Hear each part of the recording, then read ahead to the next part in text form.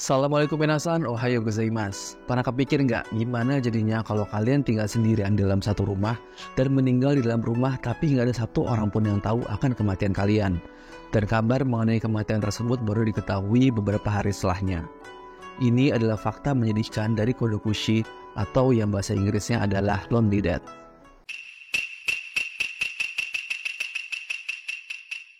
Kodokushi merupakan istilah untuk kasus di mana seseorang yang ditemukan meninggal sendirian di dalam rumahnya secara alamiah. Maksudnya bukan meninggal karena bunuh diri ataupun pembunuhan. Nah, biasanya kasus ini banyak menimpa para orang tua yang sudah berusia lanjut. Berbeda dengan budaya di Indonesia yang dimana biasanya ketika anak-anak sudah dewasa ataupun menikah, biasanya akan ada satu orang anak yang tinggal bersama orang tuanya. Tapi masyarakat di Jepang itu punya budaya untuk keluar rumah ketika mereka sudah beranjak dewasa, terutama untuk mereka yang sudah menikah. Walaupun ada juga anak yang ketika sudah menikah tapi tetap tinggal bersama orang tuanya, tapi itu cuma sebagian kecil aja. Kebanyakan mereka akan keluar dari rumah sehingga para orang tua ini akan tinggal sendirian di dalam rumahnya. Untuk para lansia yang masih hidup berdua bersama istri atau suaminya mungkin akan lebih aman ya, karena mereka bisa saling menjaga satu sama lain. Tapi kalau salah satunya sudah meninggal, ini akan beresiko banget nih kalau sampai terjadi sesuatu sama mereka. Ditambah lagi salah satu budaya orang Jepang itu adalah gak mau mengganggu orang lain, termasuk anak-anaknya sendiri. Jadi pada orang tua ini akan berusaha untuk bisa melakukan segalanya sendirian karena mereka gak mau mengganggu anaknya. Ya mungkin fenomena ini bisa terjadi karena budaya orang Jepang sana yang gila kerja ya, yang mana hari libur itu jadi sesuatu yang berharga banget, dan jadi ngebikin para orang tua ini jadi segan untuk minta tolong sesuatu sama anaknya. Sedangkan kalau dari sisi si anak, hari libur itu sering dimanfaatin untuk beristirahat setelah 5 hari sibuk bekerja, yang akhirnya ngebuat mereka jarang untuk mengunjungi orang tuanya yang tinggal sendirian. Selain itu di Jepang juga ada fenomena lain yang namanya adalah Muenshakai, yang artinya adalah masyarakat terkucil atau masyarakat yang hidup tanpa hubungan. Jadi Muenshakai ini adalah sebuah istilah di mana seorang ini sudah merasa nyaman hidup secara individualis, tanpa sosialisasi dengan masyarakat sekitarnya termasuk dengan keluarganya. Mereka ini benar-benar hidup secara sendiri dan gak merasa butuh orang lain lagi. Ya mungkin mereka sosialisasi dengan orang itu cuma sekedar ala kadarnya ya, kayak kalau misalnya lagi beli sesuatu ataupun disapa di jalan. Tapi selebihnya mereka hanya di rumah aja hidup sendirian. Para lansia yang hidup sendiri ini juga akhirnya banyak yang terkena fenomena Muenshakai tadi. Karena kurangnya hubungan dengan anak atau keluarganya, akhirnya mereka juga kurang bersosialisasi dengan lingkungan sekitarnya. Jadinya para tetangga juga nggak merhatiin mereka, dan kalau terjadi apa-apa sama mereka, orang di sekitarnya juga nggak akan ngeh.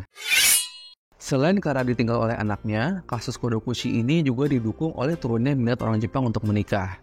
Hal ini disebabkan karena banyak dari orang Jepang yang lebih mementingkan pekerjaannya, sehingga mereka berpikir jika menikah hanya akan menambah permasalahan dan akan mengganggu pekerjaan mereka.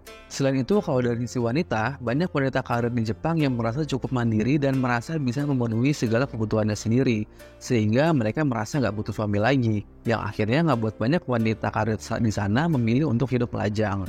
Kalau masih di usia muda dan produktif, tentunya hal ini nggak terlalu masalah ya, karena mereka bisa mengurus dirinya sendiri. Tapi ketika sudah memasuki usia pensiun ataupun lanjut usia, hal ini tentu akan sangat beresiko, karena mereka harus mengurus dirinya sendiri tanpa anak ataupun pasangan, yang akan ngebuat peluang terjadinya Kodokushi ini semakin besar. Walaupun sebagian besar kasus Kodokushi ini menimpa orang tua, tapi banyak juga nih ya orang yang dalam usia 20-30 tahun yang mengalami fenomena ini. Berdasarkan data dari Biro Kesejahteraan Sosial dan Kesehatan Masyarakat Pemerintah Kota Tokyo, pada tahun 2015 tercatat ada 238 kasus Kodokushi yang menimpa orang dalam rentang usia 20-30 tahun. Hal ini terjadi ya karena tadi, mereka berpikir kalau karir itu lebih penting daripada menikah dan membangun keluarga, sehingga banyak orang dalam rentang usia tersebut yang tinggal sendirian.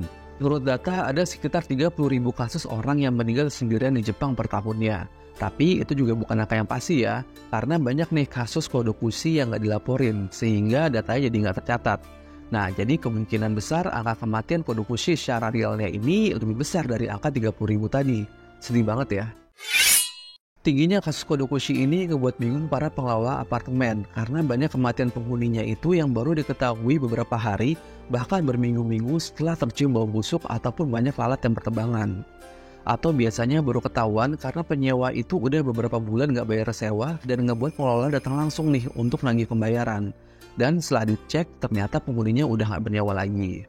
Menurut Taichi Yoshida, seorang pemilik dari sebuah perusahaan penyewaan rumah di Osaka, Dia mengatakan kalau sekitar 20% dari kliennya itu terlibat kodokushi. Entah karena hal apa nih yang membuat renggangnya ikatan antar penghuni apartemen, sehingga membuat kodokushi ini sering terjadi. Kasus kodokushi yang tinggi ini mendorong pemerintah Jepang membuat beberapa upaya pencegahan, kayak mendata lansia yang tinggal sendirian dan melakukan kunjungan ke rumah mereka untuk mengontrol serta memberi perhatian kepada lansia tersebut. Jadi mereka ini akan menanyakan kabar, menanyakan kondisi kesehatan, sampai memastikan segala kebutuhan hidup para lansia tersebut sudah terpenuhi. Hal ini sangat penting ya, supaya lansia tersebut merasa diperhatikan dan gak segan untuk meminta bantuan kalau mereka membutuhkan. Banyak juga relawan yang membentuk sebuah komunitas dan melakukan kunjungan secara berkala kepada lansia yang tinggal sendirian di daerah-daerah mereka. Selain itu, pemerintah juga mendorong para warganya untuk meningkatkan komunikasi dengan para tetangga dan lingkungan sekitarnya, terutama terhadap rumah-rumah yang dihuni oleh lansia seorang diri. Dan juga disarankan agar anak-anak yang tinggal terpisah bisa lebih perhatian dan mengunjungi orang tuanya secara berkala. Nah, dengan dilakukannya hal ini, diharapkan kasus kodokushi ini bisa semakin ditekan. Nah, kalau misalnya soal komunikasi antar tetangga aja pemerintah sampai turun tangan langsung, berarti emang udah separah itu ya hubungan sosial di sana.